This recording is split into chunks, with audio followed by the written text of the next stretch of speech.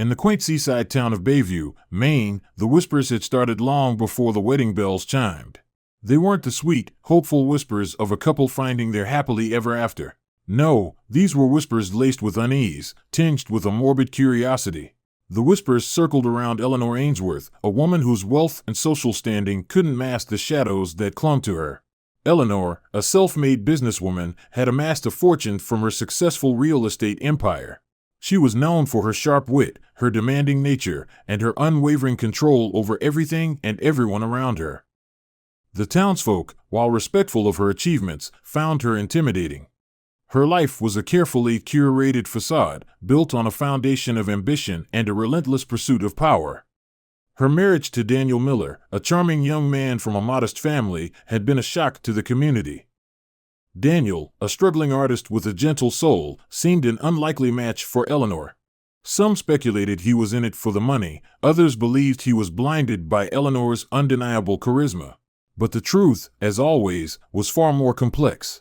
Daniel, in fact, had a deep affection for Eleanor. He saw beyond her demanding exterior, appreciating her intelligence and her fiercely loyal nature.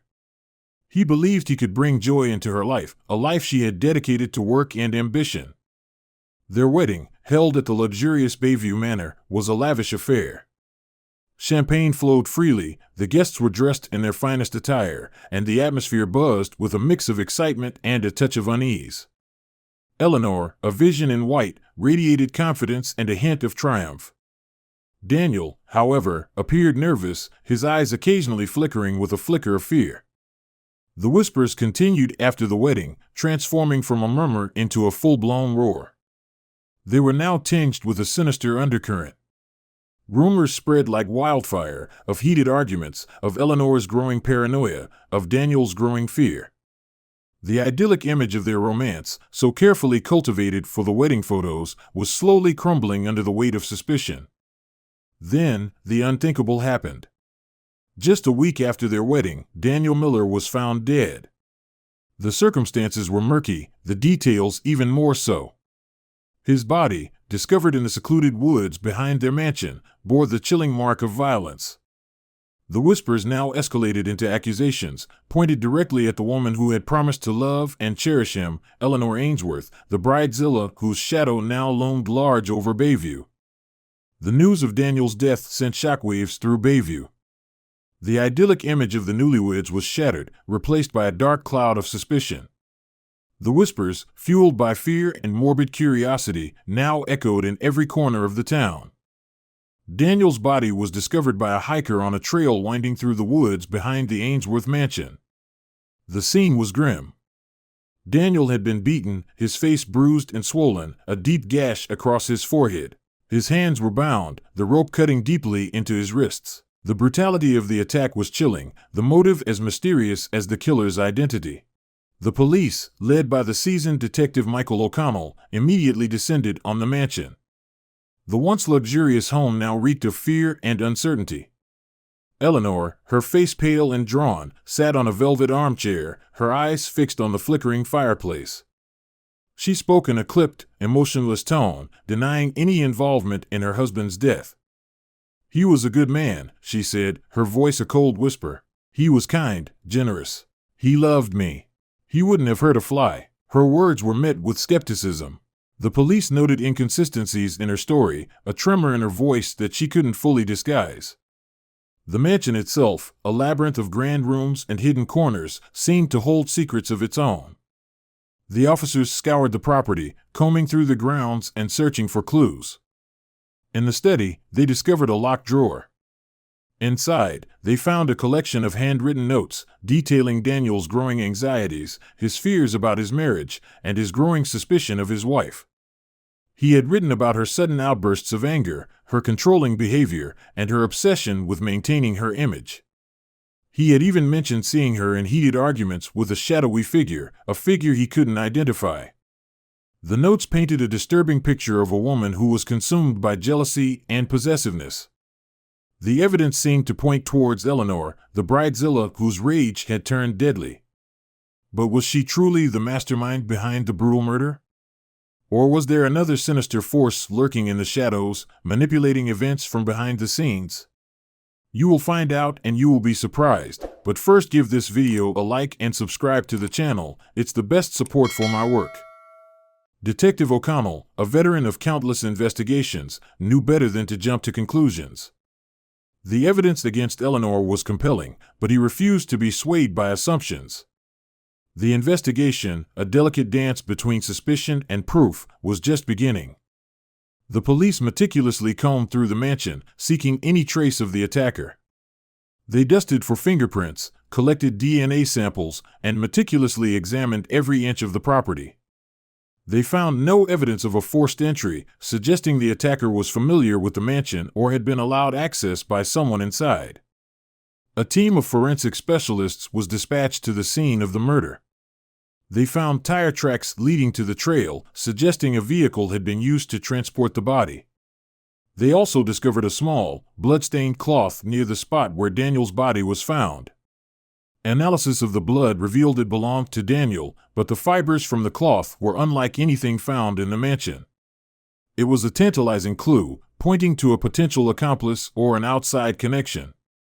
The investigation expanded beyond the mansion walls. The police interviewed Daniel's friends and family, seeking any insights into his relationships, his past, or any potential threats he might have faced. They discovered that Daniel, despite his charm, had a troubled past. He had struggled with addiction, had run into financial difficulties, and had a history of reckless behavior.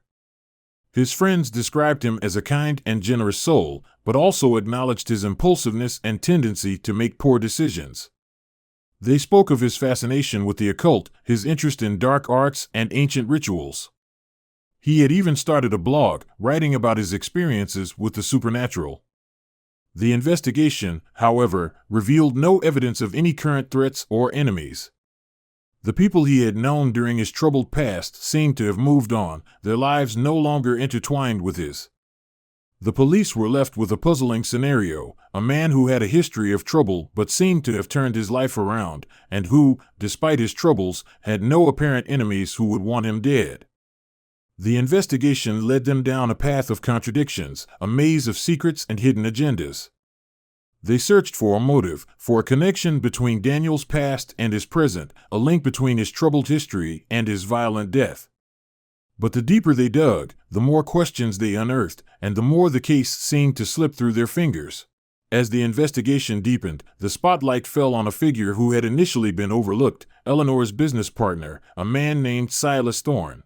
Silas was a shadowy figure, a man known for his ruthlessness and his relentless pursuit of power. His past was shrouded in secrecy, his business dealings often shrouded in questionable legality. Silas had been a close friend of Eleanor's for years, a confidant who understood her ambition and shared her ruthlessness. They had built their business empire together, their success built on a foundation of calculated risk and unwavering ambition. The police, drawn by the whispers of Silas's involvement, delved deeper into his life. They discovered a trail of questionable financial dealings, hinting at a possible motive for Daniel's murder. Silas, they learned, was deeply indebted to Eleanor. Their business ventures, while successful, were often riddled with high-risk investments. Daniel, after marrying Eleanor, had become increasingly vocal about his concerns about their financial dealings. Silas, they theorized, might have seen Daniel as a threat, someone who could expose their illegal activities and jeopardize their carefully constructed empire. His desperation to silence Daniel, to protect his own financial interests, might have led him to commit the unthinkable. The police, however, lacked concrete evidence linking Silas to the crime. They couldn't find any physical evidence connecting him to the murder scene. Their interviews with Silas yielded only denials, his calm demeanor and carefully crafted alibis proving difficult to crack. The whispers surrounding Silas, while intriguing, remained unsubstantiated. The investigation into Silas's involvement stalled, leaving the police with a lingering sense of unease. His connections to the crime seemed undeniable, but without the proof, they couldn't proceed. Silas, the shadowy figure with secrets to hide, remained a suspect, but not a viable target for an arrest. The search for the killer continued, the investigation expanding outward, reaching into the dark corners of Bayview's underbelly. The investigation, like a ship caught in a storm, was tossed about by conflicting currents. The initial focus on Eleanor, fueled by her volatile personality and the whispers of a controlling, jealous nature, had yielded little concrete evidence. The suspicion surrounding Silas, while intriguing, lacked the necessary proof for an arrest. The police, determined to break the case, turned their attention to a new suspect, Daniel's estranged brother, a man named Mark Miller. Mark, a troubled individual with a history of drug abuse and petty crime, had been estranged from Daniel for years. The relationship between the two brothers had been strained, marked by resentment and unresolved conflicts. Mark, when questioned by the police, appeared evasive, his answers riddled with contradictions. He claimed to have had no contact with Daniel since their last, bitter argument several years ago. However, the police discovered evidence suggesting that Mark had recently visited Bayview, his presence coinciding with Daniel's death. A deeper dive into Mark's background revealed a history of violence. He had been arrested several times for assault, and there were whispers of his involvement in drug trafficking. The police learned that Mark had been in desperate financial straits, struggling with debt and addiction. The possibility emerged that he might have seen Daniel's wealth and newfound happiness as an opportunity, a chance to escape his financial woes. Mark's motive, if he was indeed involved, seemed clear. He had a history of violence, a desperate financial situation, and a strained relationship with his brother. The evidence, however, remained circumstantial. The police found no physical evidence linking him to the murder scene, no proof of his presence at the mansion on the night of the murder. Mark, like Silas before him, remained a suspect, his past and his motives pointing toward his potential involvement, but the lack of concrete evidence kept him out of reach. The investigation, once focused on the inner circle of Eleanor's life, had now expanded to encompass the darkest corners of Daniel's past, venturing into a world of addiction, crime, and unresolved familial conflict. The investigation, like a ship navigating a treacherous sea, veered towards a new direction, a direction that few could have anticipated. The focus shifted from the immediate circle of suspects, the bridezilla, the business partner, and the troubled brother, to an individual who had initially seemed like a peripheral figure in Daniel's life. This individual was a young woman named Amelia, an artist who had been a close friend of Daniel's since their college days. Amelia, a quiet and introspective soul, had been deeply affected by Daniel's death. She had been present at the wedding, a testament to the deep bond she shared with Daniel. She had even been one of the few people who knew about his secret blog, his fascination with the occult, and his exploration of the paranormal. The police, while initially overlooking her as a suspect, began to pay closer attention to Amelia as they delved deeper into Daniel's personal life. They learned that Daniel had confided in Amelia about his growing anxieties regarding his marriage, his concerns about Eleanor's controlling behavior, and his mounting fears about the future. Their investigation revealed that Amelia had been aware of Daniel's troubled past, his struggles with addiction, and his financial difficulties. She had even been a confidant during his darkest moments, offering him support and a sense of stability. The police, however, discovered a strange discrepancy in Amelia's account. She had claimed to have left Bayview the day after the wedding, traveling to a remote cabin in the mountains to work on her art. But their investigation revealed that she had not been alone. A mysterious figure had been seen with her, a figure whose identity remained elusive. This unexpected detail, this hint of a hidden connection, threw a new light on Amelia's involvement. The police began to suspect that Amelia might have been more than just a friend. Had she been more deeply involved in Daniel's life, perhaps even playing a more significant role in his death? Their investigation delved into Amelia's past, scrutinizing her relationships, her finances, and her potential motives. The closer they looked, the more questions they unearthed, the more intricate the puzzle surrounding Daniel's murder became. Amelia, the quiet artist, the seemingly harmless friend, was now a suspect. The police were no longer sure who to trust, who was hiding behind a mask of innocence.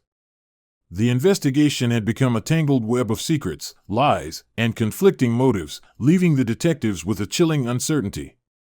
The investigation, now a labyrinth of twists and turns, was about to take an unexpected turn. A breakthrough came in the form of a seemingly insignificant detail, a detail that had been overlooked amidst the flurry of suspects and conflicting narratives. A forensic specialist, while reviewing the evidence collected from the scene, noticed a faint, almost imperceptible, trace of a substance on Daniel's clothing.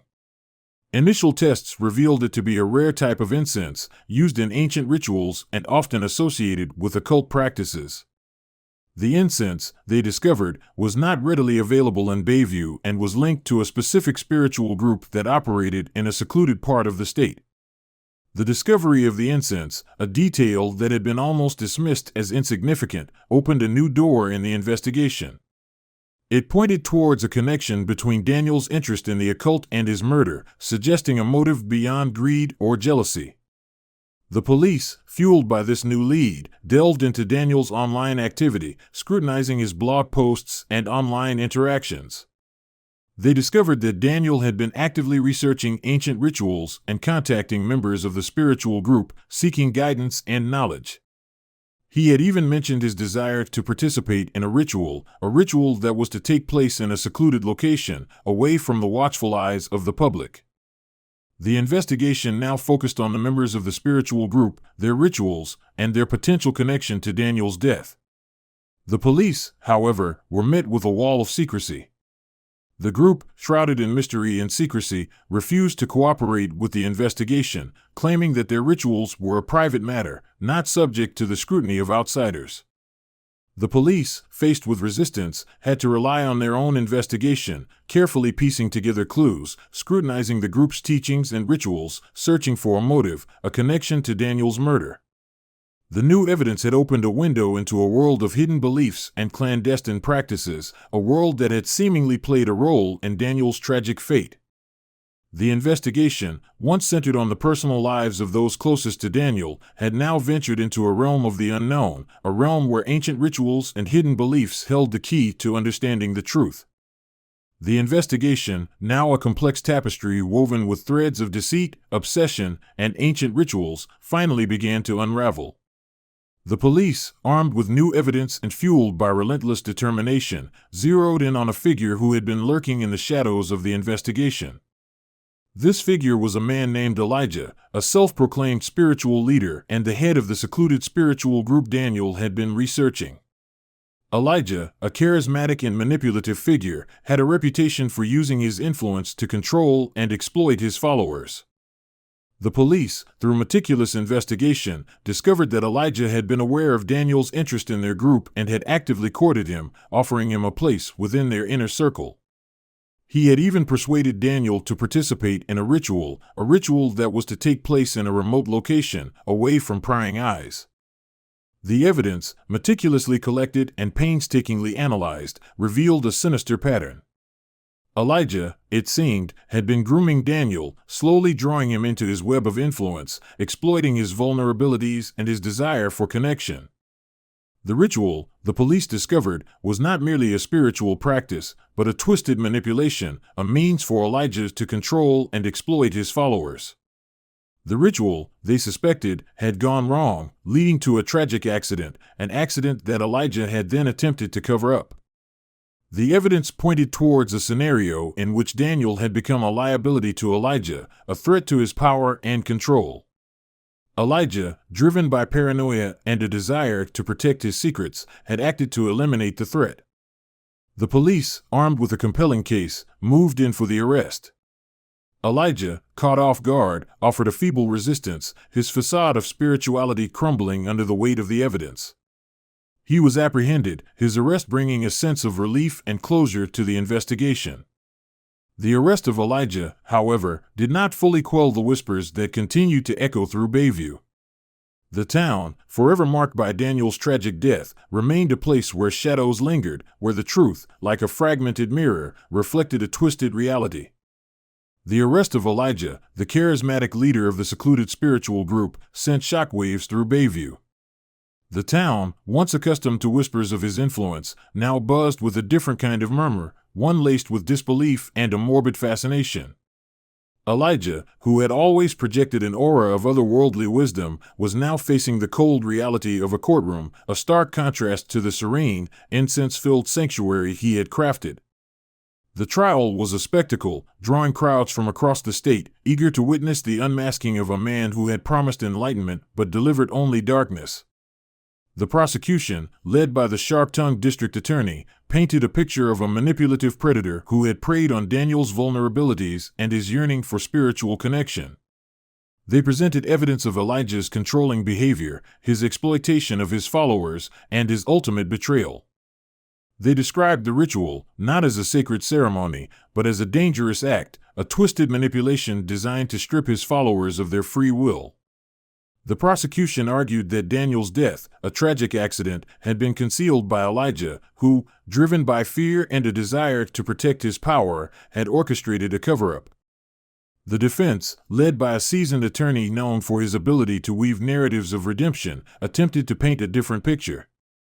They presented Elijah as a misunderstood spiritual leader, a man who had been misconstrued, his intentions twisted by those who sought to discredit his teachings.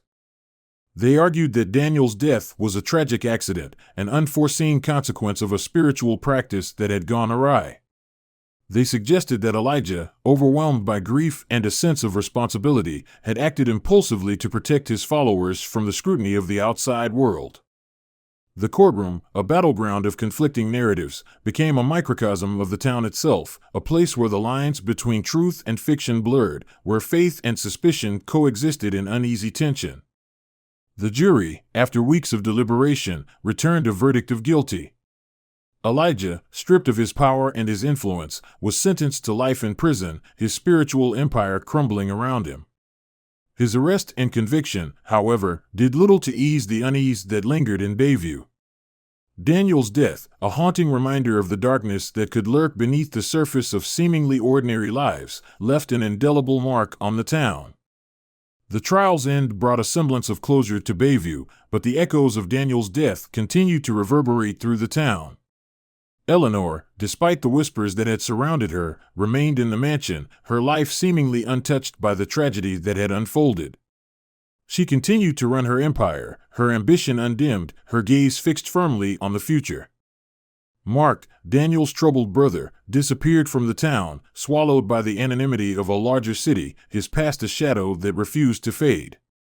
The whispers surrounding him, however, remained, a constant reminder of the darkness that could lurk within the human heart. Amelia, the quiet artist, never fully recovered from the shock of Daniel's death. She left Bayview, seeking solace in the solitude of a remote cabin, her art a silent testament to her grief and her loss. The spiritual group, once a source of intrigue and suspicion, dissolved into obscurity, their teachings and practices relegated to the realm of forgotten secrets. Elijah, his life sentence a stark reminder of the consequences of his actions, faded into the background of the prison system, his influence a fading echo. Bayview, however, was forever changed. The town, once known for its idyllic charm, now carried the weight of a dark secret. The whispers, once fueled by curiosity and suspicion, transformed into a somber reminder of the fragility of life, the unpredictable nature of human relationships, and the hidden depths of the human heart.